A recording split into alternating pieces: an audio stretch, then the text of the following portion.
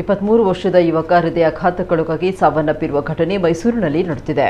ಕಡಬ ತಾಲೂಕಿನ ಪೆಜಕಳ ಪರಪ್ಪು ನಿವಾಸಿ ವಿನೋದ್ ಪಿಚೆ ಮೃತ ದುರ್ದೈವಿ.